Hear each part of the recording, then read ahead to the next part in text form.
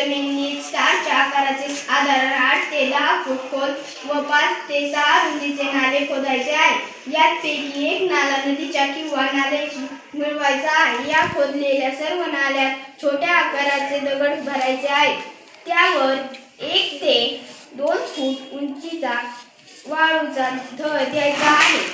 दगड व वाळू भरत असताना नाल्यावरील बाजू 4 फूट वर ठेवायचा आहे.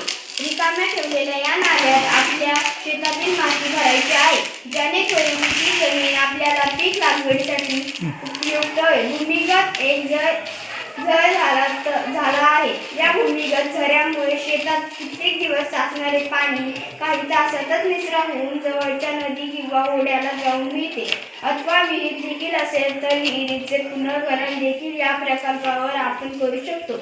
स्टार आकाराचे नाले असल्यामुळे शेतातील संपूर्ण पाणी निचरा होण्यास सोपे होते. हा प्रकल्प खर्चिक असला तरी यामुळे शेतकऱ्यांचे आजीवन कालावधी साधी सुरू शकते.